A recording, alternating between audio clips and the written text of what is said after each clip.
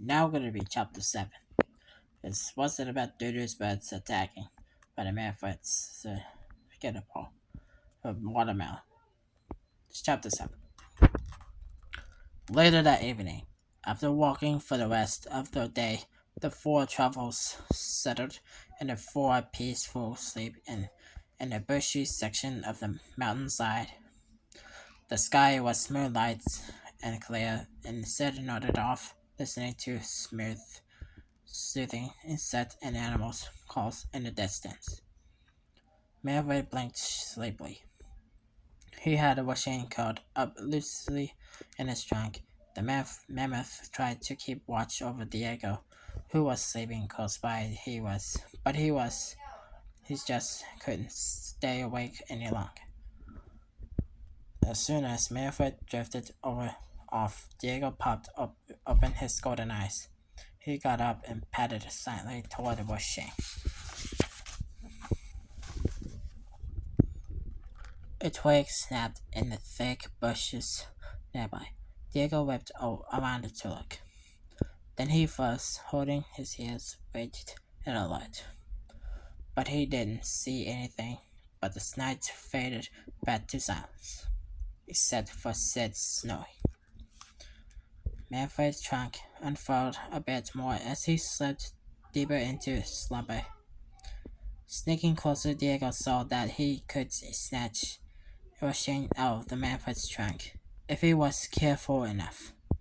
He took a few more steps until he was only a foot away. Another twig snapped in the underbrush nearby. Without waking up, Manfred curled up his trunk more tightly around Washing. Diego's eyes glittered with annoyance. He slunk low to the ground, his ears pinned back against his skull as he snuck toward the big bushes. The second Diego heard leaves rustle in the underbrush, he pounced. He landed on the tiger, hiding in the bushes. Diego tackled the tiger, and a sharp claw raised above the big cat's throat. Go ahead, the tiger god. Slice me. It'll be the last thing you ever do. It was Casey Sick, a tiger from Diego's own pack. I'm working here, you waste of fur. Diego snarled. Frustrated, Diego. Another tiger asked. Diego whirled around and came face to face with Oscar, who had snuck up behind him. Smoke played on Oscar's lips. Tracking down helpers is defense too difficult for you? He sneered. What are you two doing here? Diego asked. Oscar switched his tails. Soto's getting tired of waiting. Yeah, Sick added. He said, come back with the baby. Well, don't come back at all. Diego stepped away from Sick and started to walk up the slope of the hill through the bushes. Then he turned away around, suddenly his eyes flashing with cold rage. I have a message for Soto, he said. Tell him I'm bringing the baby. And tell him I'm bringing a mammoth. Oscar blinked at Diego in surprise. Mammoths never travel alone. Well, this one does, Diego replied, and I'm leading him to Half Peak. Sig and Oscar followed Diego as he led them closer to his sleeping traveling companions. Sig started to drool as soon as he saw Manfred. Look at all that meat, he said, hissing. Let's get him! He leaped forward. Diego yanked Sig back roughly. No, he insisted, and not yet. We need a whole pack to bring his mammoth down. Get everyone ready. The instant Diego released Sig, he bounded away to tell the other tigers, and Oscar quickly followed. As soon as they were gone, Diego padded back to where Sid, Washing, and Manfred slept. He curled up next to them and settled down for the night. This line again. Line didn't continue. The morning was misty. Puffy white clouds surrounded the base of the mountain, turning pastel colors as the sun rose. Manfred stretched sleepily as he awoke. He blinked his eyes and looked down at his trunk. Shane was gone. The mammoth hurried over to where Diego had settled to sleep. Diego leaped to his feet when Manfred approached. "Where's the baby?" Manfred demanded. "What do you mean? Where's the baby?" The tiger asked, his voice gravelly with panic. "You lost it?" They glanced around, confused for a moment. Then at the same time, they both realized who had taken the baby. "Sid!" They yelled together. Sid wasn't too far away. Near a group of tall, skinny rock formation, he had found a muddy hot spring pool. He was reclining in the pool with Roshane on his lap. Two attractive lady sloths named Jennifer and Rachel were also in the pool. "Ooh," Rachel gushed, staring at Roshane with her big blue eyes. "It's so ugly. It's positively adorable." Jennifer waved her fingers at the baby. "Hello, pumpkin," she cooed fondly. A tall question mark of white hair stuck up from the top of her head, bobbing as she spoke. "A little baldy bean. Where'd you find it?" Rachel asked. She said, hugged her Shane on his lap. "Poor kid," the sloth replied. "All alone in the wild. Sabres were closing on him, so I just snatched him." "So brave," Rachel breathed, impressed. "Well, he needed me," Sid said modestly. "I only wish I had my own, too." Jennifer stepped closer to Sid in a natural hot tub. "Really?" she asked. "I find that attractive in a male." "Who asked?" "Who would want a penis, if I always say?" Sid added. Rachel began to rub Sid's shoulders. "Where you been hiding?" Sid blushed. "Well, you know," he mumbled. With a cheerful gurgle, Roshane chucked a handful of mud into Sid's face. Spluttered. Sid wiped up his eyes. "Cute kid," he said. He reached for something to dry off with and grabbed a sturdy mammoth trunk instead. "So, as I was saying," then Sid paused, realizing what he had in his hands. He peered up and saw Manfred glaring down at him. Sid let out a scared chuckle. "Hi, Manny," Manfred bumped Sid with his trunk and then took Roshane away from the sloth. "What's the matter with you?" he growled as he turned and strode away. Can I talk to you? Can I talk to you for a sec?" Sid called after Manfred. The sloth climbed out of the muddy pool. "Excuse us, ladies. You just keep marinating and I'll be right back." Sid rushed to catch up to Manfred. No, he pleaded. Wait. I'm begging you. I need him." "What?" Manfred asked sarcastically. "A good-looking guy like you? You say that," Sid said, lowering his head. "But you don't mean it? You don't really mean it?" Manfred stared at the sloth through narrowed eyes. "No, seriously, look at you," he continued, his voice sounding angry. "Oh, those ladies, they don't stand a chance." Biting his lips, Sid hugged himself with his long, hairy arms.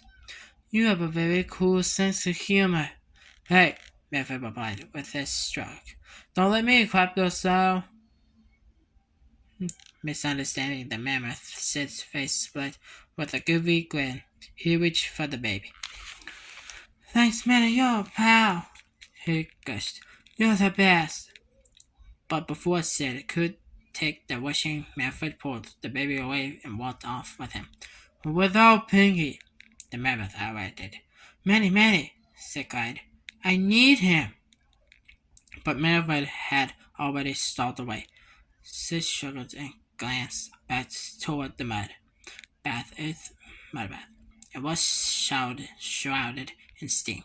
He hurried over to it, striking like he was the coolest sloth in the world. So, Sid said as he hopped in. Where were we? But the lady sloth were gone. As the mist cleared, Sid could see that on either side of him was the rhinoceros, Frank on his left, Carl on his right. They did not look like happy to see him. Now this line to continue this 2 times. A pretty tail box, boy, Merrick gasped about Sid as he wandered back toward their campsite. And suddenly he moves like a cheetah. Shane giggled as he swung in the mammoth's trunk. And that tiger, Merrick continued. Yeah, Mr. Great Tracker. You can't even find the sloth. Merrick came to a stop near a tall tree. He plumped Shane down on the branch. What am I, the wet nurse? The mammoth complained.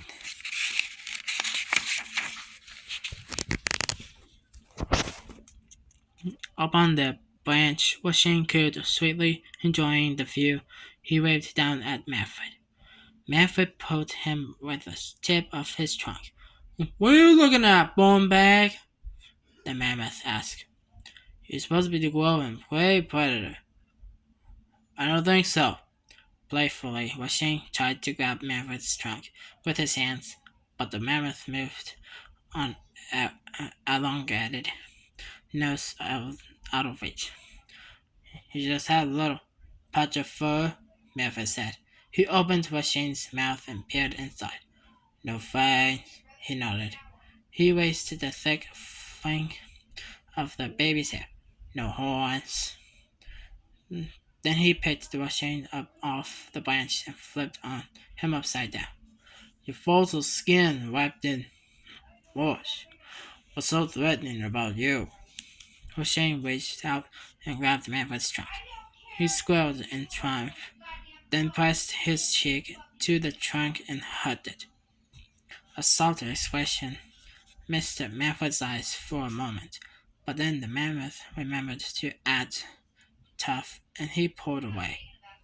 Hey, this isn't like the petting zoo, he growled, putting Shane back on the branch.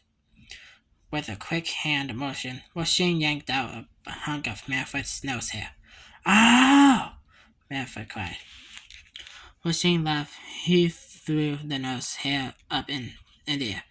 It rained on him like confetti. All right, boys, guy, Manfred scolded.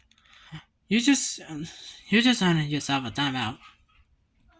He used his trunk's tip as suction cup, clinging to the top of the Shane's head. The mammoth deposited the baby upside down on a higher tree line. Shane chortled, enjoy the received view of the world. Clapping his hands, Manfred's hairy face looked particularly silly upside down. Oh, you think that's funny? Manfred asked. How about this? He reached Shane onto the highest branch on the tree, as far as his long trunk could reach. Now who's laughing? Manfred called. You'll be a little snack for the owls.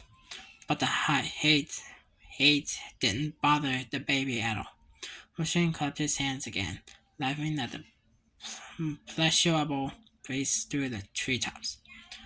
You were brave, little squirt, Manfred said. I'll give you that. That's a line to continue. Sydney? A chubby female voice called. Sid's eyes popped open, wide with fear. Oh no. He moaned. He recognized that voice. It belongs to Sylvia, who had been dragged away by migrating Juggle with them. Sydney, is that you? Sylvia screeched, struggling to his feet from where the rhinos had trampled him into the mud. Sid prepared to run for it, but Sylvia hurried over and leaped at him. She landed on his back, knocking him over, smashing his face into the dirt again. Sydney, what happened? Sylvia babbled. Did you get lost? Did you get eaten? You don't look eaten. Said yes. It's been 2 days, Sylvia continued. I couldn't find you anywhere. Sid scooted out from under her and sat up.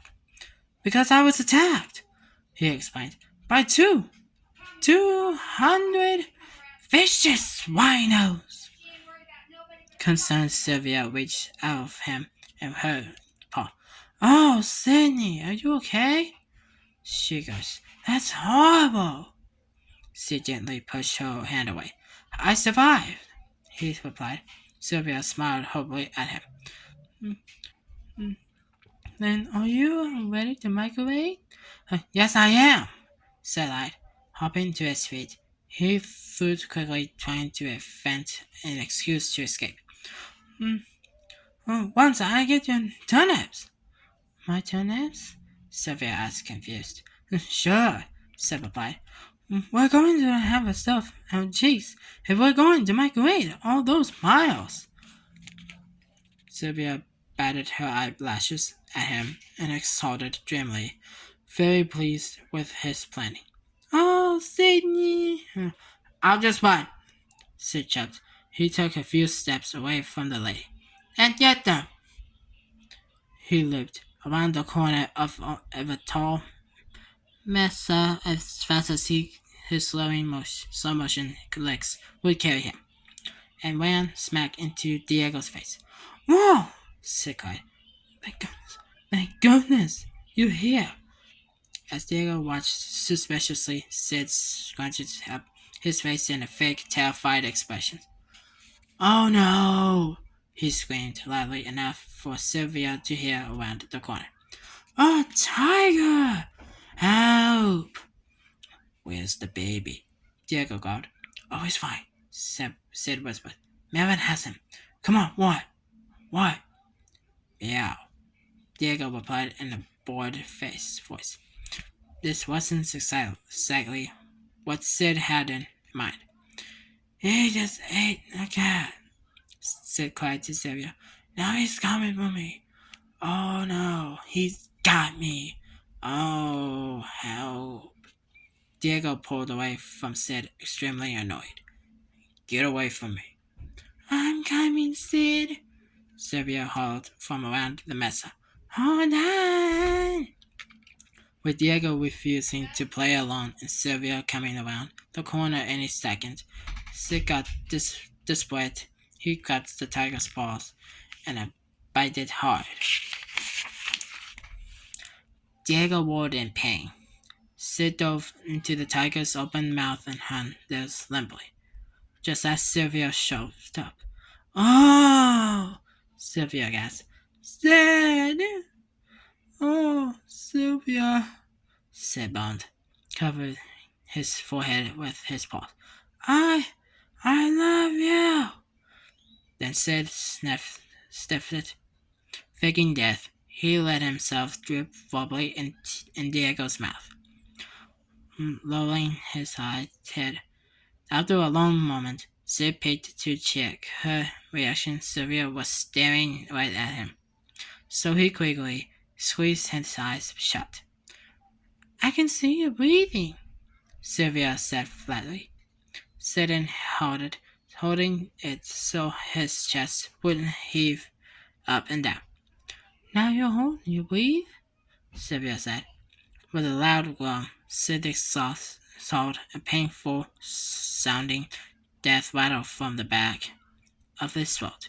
He shuddered, and then lay still, trying to fake death again. Sylvia glared at him, her face twitching with disgust. She tightened her claws to fists and looked directly into Diego's golden eyes. Eat him, she told the tiger. That's the end of chapter 7. So you continue on chapter 8.